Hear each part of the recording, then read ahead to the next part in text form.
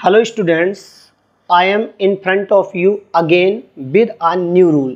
जैसे कि हम प्रैक्टिस कर रहे हैं कि हम अपनी इंग्लिश को कैसे सुधारें या हम धीरे धीरे स्टेप बाय स्टेप इंग्लिश कैसे बोलना शुरू हम करें, उसके ऊपर हम जो इस समय वीडियोज़ बना रहे हैं उनमें से एक ये भी उसका एक पार्ट है। आज देखो मैं आपके सामने एक न्यू रूल के साथ आया हूँ। जैसे कि मैंने आपसे कहा था लास्ट वीडियो में कि आप उनकी प्रैक्टिस अच्छी तरह कर लेंगे टेंस के अकॉर्डिंग। मैंने आपको छोटे छोटे क्वेश्चन बनाने सिखाए थे।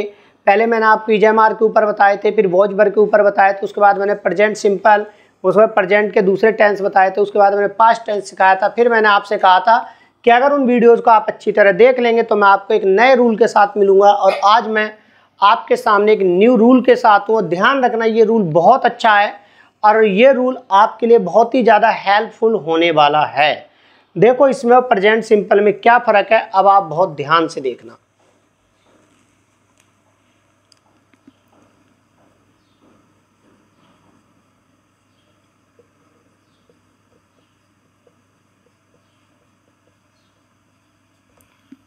देखिए सेंटेंस लिखा हुआ है वह स्कूल जाता है। एक दो चीज़ मैं आपको और बता दूं इसे करने से पहले, नहीं तो आप बहुत कंफ्यूज हो जाएंगे। ये जो है ये बिल्कुल प्रेजेंट इंडेफिनिट की तरह है। जैसे आप प्रेजेंट इंडेफिनिट में सिंगुलर सब्जेक्ट के साथ वर्ब की फर्स्ट फॉर्म में एस लगाते हैं, इसमें भी आप कीप्स का यूज करेंगे। प्रेजेंट इंडेफिनिट में आप I you we they and plural subject के साथ वर्ब की फर्स्ट फॉर्म लगाते हैं, एस नहीं लगाते हैं। ऐसे ही इसमें आप उनके साथ कीप का यूज करेंगे। प्रेजेंट इंडेफिनिट में क्या होता है, सेंटेंस में ता है, ती है, ते है आता है। इसमें ता रहता है, ती रहती है, ते रहते आता है। जैसे कि मैं अब आपको सेंटेंस के थ्रू बताने वाला हूं ताकि आपको हर एक चीज़ बहुत अच्छी तरह से समझ में आ जाए। देखो वह स्कूल जाता है, ही गोज टू स्कूल। देखो ये तो है प्रेजेंट इंडेफिनिट, वह स्कूल जाता है, ही गोज टू स्कूल। अब अगर आप चाहते हो कि अब इसमें क्या फर्क है तो आप देखो,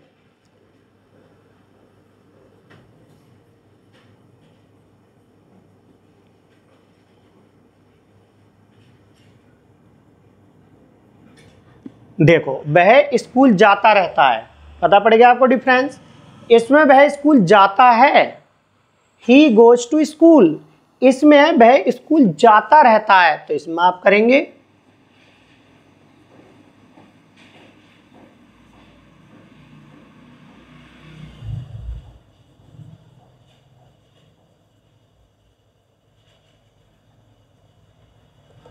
देखो वह स्कूल जाता है, ही गोज टू स्कूल।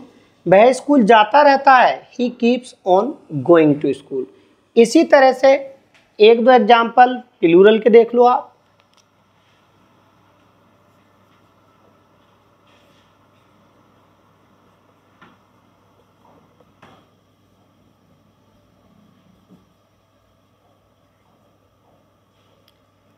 आप पार्क में खेलते हैं, इसकी इंग्लिश बनेगी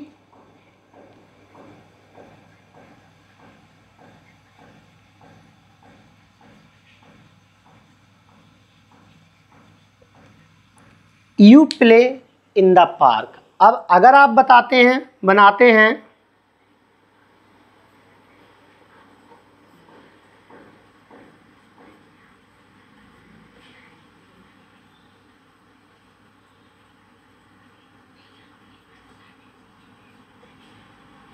आप पार्क में खेलते रहते हैं, तो आप क्या करेंगे, देखो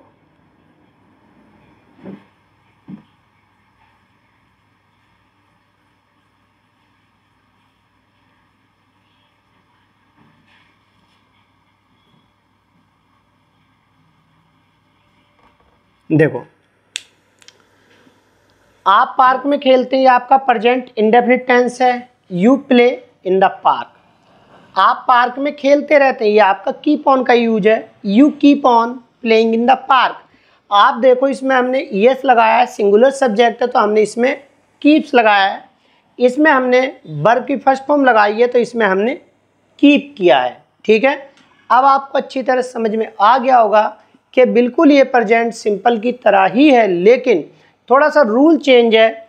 इसमें कीप और कीप्स ऑन के साथ वर्ब की फर्स्ट फॉर्म में आईएनजी लगाते हैं, उसमें एस लगाते हैं अफर्मेटिव में। अब आप नेगेटिव को भी देख लो कैसे बनाते हैं।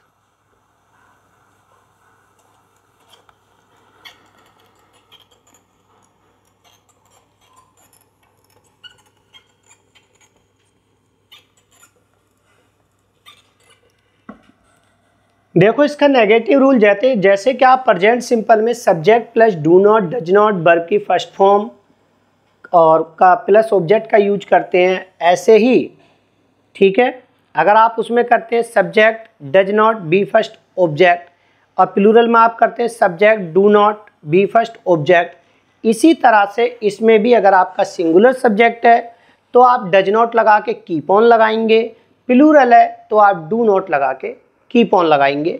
इसमें भी डज पहले आ गया इसलिए हम कीप को ऐसे ही रखेंगे, उधर डू नॉट है उसके साथ तो खैर हम लगाते ही नहीं, तो टेंशन लेने की ज़रूरत नहीं है। मेन प्रॉब्लम सिंगुलर की है।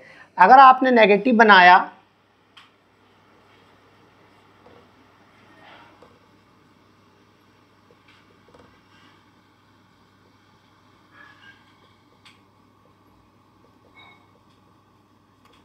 वह पार्क में नहीं खेलता है, तो आप इसे कैसे बनाते हैं?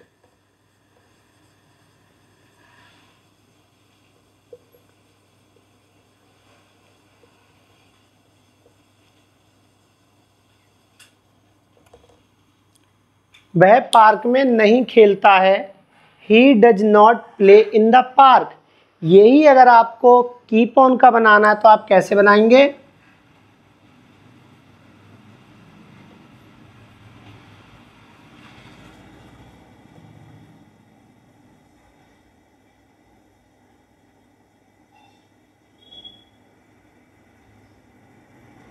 वह पार्क में नहीं खेलता रहता है।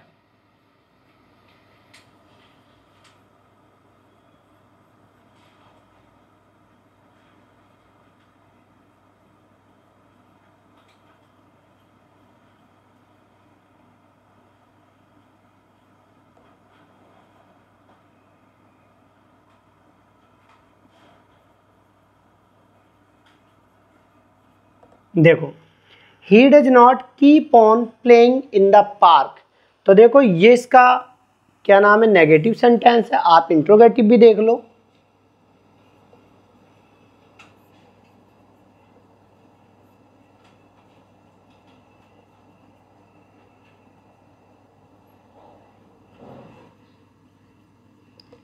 क्या आप यहां आते रहते हैं?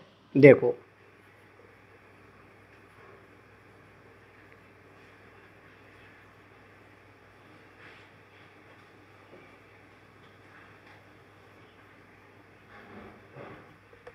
Do you keep on coming here.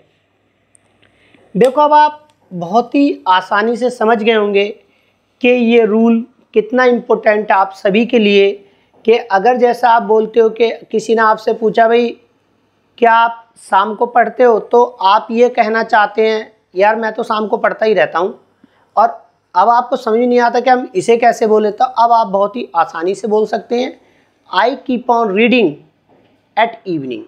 ठीक है, वह बाजार कोई आपसे पूछता है क्या आप पार्क में खेलते हैं, अब आप कहना चाहते हैं मैं तो पार्क में खेलता ही रहता हूँ। ठीक है, तो आप बोलेंगे आई keep on playing in the park.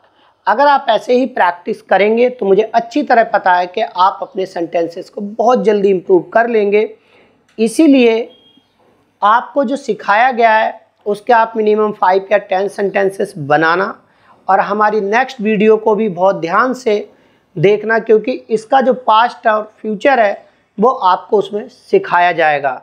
अगर आपको हमारी वीडियो पसंद आ रही है तो आप द ग्रेट एकेडमी चैनल को सब्सक्राइब करें और अपने दोस्तों के साथ शेयर करें, और जिन स्टूडेंट्स ने इस चैनल को अभी सब्सक्राइब नहीं किया द ग्रेट एकेडमी को, वो इसे सब्सक्राइब कर लें और अपनी इंग्लिश इम्प्रूव करें।